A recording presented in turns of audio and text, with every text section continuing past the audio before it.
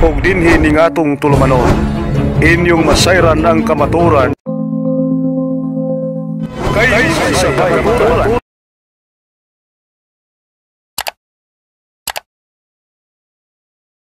Tingnan mo, ako nag-end ng karir. Ako nag-end ng karir sa Katoliko nyo. Wow. Talo. Talo. At nakita natin mga kapatid, talagang nanginginig ang kamay ni James. At bukod sa nanginginig, mayabang, no bro, no? Hindi naman magtataka. Sa ikalawang Timoteo 3:1, basahin natin. Nasa screen, datapot alamin mo ito sa mga huling araw ay darating ang panahong mapanganib. Sapagkat ang mga tao ay magiging maibigin sa kanilang sarili, maibigin sa salapi, mayayabang. At isa sa kinatuparan ng mayayabang, yung nagngangalang Pastor James ng Baptist Church, na ang sinabi niya, end of career na daw. Dahil gaya ng napanood natin sa video, malinaw naman, klarong-klaro naman, nabasa niya daw na once saved, always saved. Dahil ang hamon ko sa kanya, meron bang mababasa sa Synoptic Gospel ni Cristo sa Mateo na ipinangaral niya sa mga apostol na kayong mga apostol, once saved, always saved? Ang binasa niya, Isaiah. Hindi Synoptic Gospel ni Cristo ito. Dahil ang tanong ko sa kanya, Synoptic Gospel ni Cristo in Book of Matthew, in New Testament, not Old Testament.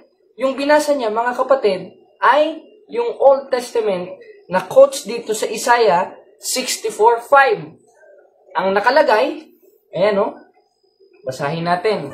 Ang nakalagay, always save us. Di mali ang sagot niya. Tapos sasabihin niya, end of career na daw ako. Paano end of career? Panoodin natin ang video, mga kapatid. Sabi from Synoptic Gospel ni Cristo na osas, mayroon bang aral si Cristo na osas sa Synoptic Gospel niya? Hindi, Synoptic Gospel ni Cristo, sinabi niya ito letra por letra, sinabi ni Cristo, ang aral ko mga apostol ay osas. Osas, pag hindi mo nabasa, talagang sinungaling ka. Basahin mo Siya sinungaling. Tingnan natin kung sinungaling. Kasi sabi niya nasa Visayas daw siya. Tinan niyo. Pero nasa Manila pala. Tinan mo Hindi, inaakbayan lang kita. Ayoko magpa-apply sa Bulacan. Bulacan kung yung kinatuparan ng 24 Mateo, 18 ng Roma at pinagmumura mo ako, hindi na ako magtataka. Yung gawa ng laman, 5% ng galasya, na nagtutungayaw. Alam niya mga kapatid, nagtutungayaw. Tanong ko sa'yo, Synoptic Gospel ni Cristo, pag Synoptic Gospel ni Cristo, sinabi niya, osas osas, letra por letra. Tingnan natin kung mamabasa. Huwag kang manginig. Huwag mong galawin. Nanginginig ka na. Huwag mong galawin. Huwag kang manginig. Hindi ako nanginginig. Tingnan natin. Nanginginig. Hindi ako nanginginig. Sige, basahin mo. Wala namang nakalagay na osas Nanginginig Nanginginig. Huwag kang self-serving. Mabasa. Hindi kasi video yun. Babasahin ko. Huwag kang manginig. Public natin. Basahin mo. Walang osas. Ang tanong ko sa kanya, O-S-A-S. Basahin mo. Synoptic Gospel ni Cristo. Isaya yan Basahin niya, guys. Basahin niya. Isaya yan Ang tanong ko sa'yo, Synoptic Gospel. Synoptic Gospel sa Mateo. Ang tanong ko sa'yo, sa Mateo. Ang tanong ko sa'yo. Kaya nga, Synoptic Gospel sa Mateo. Hindi ko naman pala masagot Ikaw na lang magbasa. Akin na, hawakan ko. Huwag kang manginig. Basahin mo. Tawa ko sa'yo, James. Basahin mo. Ang nakalagay, always save us. Walang nakalagay na one save, always save, always save us. Totoo naman yun. Ang Diyos, lagi tayong pinaliligtas. Bakit? So nabasa go stressin ng tito. Sige lang, huwag ka sasapaw. Walang one save, always save. Dahil ang hanap ko sa'yo, sa Synoptic Gospel ni Cristo, one save, always save. Wala kang nahanap na one save, always save. Ang nabasa sa Isaiah, always save lang. Nanginginig ka na. Ngayon, napanood natin mga kapatid, nanginginig ang kamay niya. Klaro ang tanong ko, meron ka bang mababasa sa Biblia? Sa Synoptic Gospel ni Cristo? Na ipinangaral niya sa mga apostol sa Aklat ng Mateo na kayo save always. Ang nabasa niya sa 64:5 of Isaiah, always save us. Di hindi pala marunong bumasa itong pastor. Ang mga nagsasasabi, basahin natin ang 24:9 ng Kawikaan, ang pag-iisip ng kamangmangan ay kasalanan. Kaya kasalanan itong itinuturo nito ni James. At sino mang makikinig dito, sabi sa 15:33 ng unang Korinto, ang masamang kasama sumisira ng magandang ugali. Masisira ugali mo dyan, magiging palamura ka rin eh. Kasi pasmado ang bunganga na itong pastor na ito eh. Ngayon, tingnan natin sa screen, mga kapatid, yung binasa niyang talata.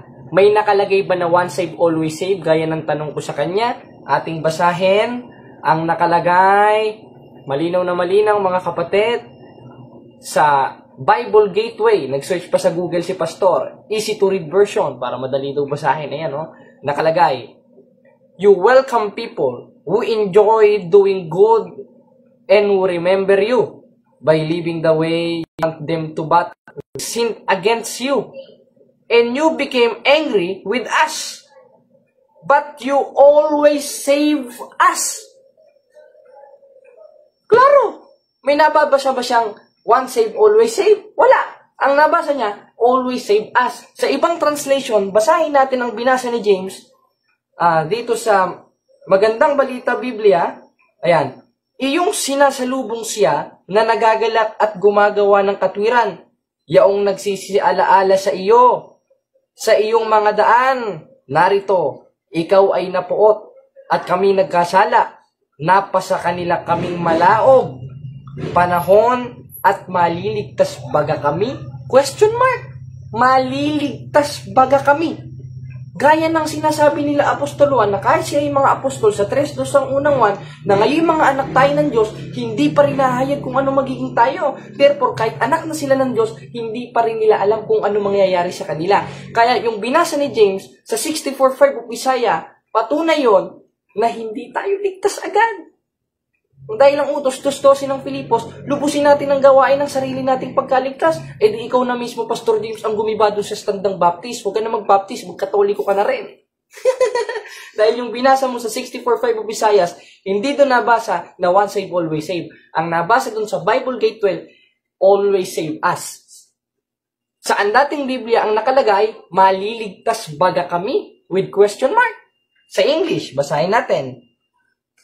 Ayan, nakalagay, to meetest him that rejoice and worketh righteousness, those that remember thee, and they ways behold, to art worth for we sin, and those is continue, and shall we be saved? Have a question mark. Ibig sabihin, tatanong sila, maliligtas baga kami? Klaro! Na hindi nila alam kung anong mangyayari sa kanila, gaya ng itinuturo ni Apostol Juan sa 3:2 ng unang 1. Kaya ang ebanghelyo ni Apostol Pablo na ipinangaral niya sa iglesia sa 2:12 ng Filipos, lubusin ninyo ang gawain ng inyong sariling pagkaligtas. Kaya nga nagbigay ng utos Sa 3:15 ng unang Timoteo, yun yung dapat ugaliin sa bahay ng Diyos at hindi Baptist Church yun. Dahil ang Baptist ay bautismo. Sakramento yon o kongregasyon, o isa yung religious activity na nagaganap sa tunay na iglesyang ginawa ni Kristo at hindi pwedeng maging samahan yun. Bautismo yun baptist Basahin natin yung 28:19 ng Mateo, magsiyahan kayo sa bawat bansa at gumawa ng alagad sila'y inyong bautismoan. Wala namang sinabing, magtayo kayo ng iglesia, ipangalan nyo baptist. Wala sa Biblia nun. Kaya, yung panginginig ni James, nanginginig siya hawak-hawak niya yung cellphone Dahil alam niya, nanloloko talaga siya. Kaya anak talaga ng diablo itong taong ito Yung binasa niya sa 64:5 of Isaiah, hindi yun patunay na itinuro ni Kristo ang once save, always save. Ang nakalagay doon, always save us. Tama, always save us. Wala naman tayong tutol doon. Dahil si Kristo, lagi naman talaga tayong ililigtas.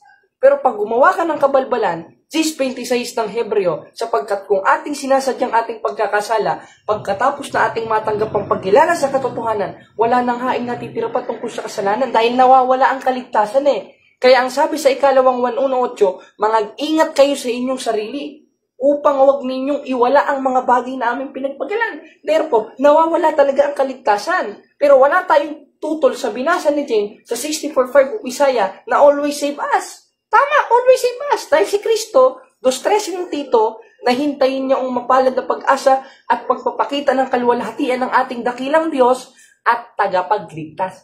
Tama, si Kristo, Diyos at tagapagligtas. talagang magliligtas siya. Kaya, our Lord Jesus Christ always save us. Tama.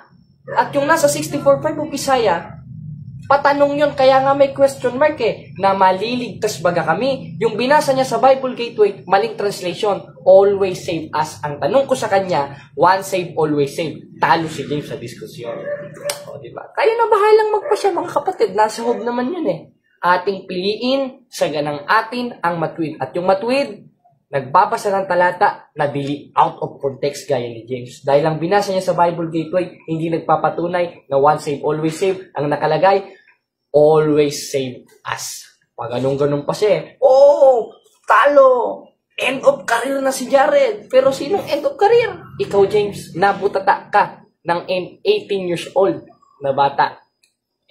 Yan ang mahirap. Inuuna kasi ang yabang. Kung talagang sumusunod ka kay Kristo, Filipos 2:5-8, magkaroon ka ng kaisipan na gaya ng kay Kristo. Na kahit sa Diyos, nagpakababa ka. Ganon ka rin dapat, James. Magpakababa ka rin. Kaya, tignan natin ang kanyang muka. Magnilay-nilay tayo. In 5, 4, 3, 2, 1. Hindi sa pamamersonal. At ginagawa lamang natin ito para sagutin ang kasinungalingan. Dahil yan ang tungkulin ng tunay na Kristiyano sa 2 Korinto 14-5, na sapagkat ang sandata ng aming pakikilaban ay hindi laban sa laman, kundi sa harapan ng Diyos, na siyang may kapangyarihang gumiba ng kuta at ng mga maling hakat bawat bagay na matayog na nagmamataas laban sa karunungan ng Diyos. At isa doon, sa pastor na nagmamataas laban sa karunungan ng Diyos, si James, marunong pa siya sa nagsulat ng Isaiah. Dahil ang nakalagay sa Isaiah, always save us, not once save, always save. Talo ka na, James. Kaya, yun lang po mga kapatid. Ug inyo nang nabati ang mga kamatuoran dinhi ning atong tulumanon. Kay unsay kamatuoran. Ako lang hinaot nga daghang kamog nakatunan. Daghang salamat.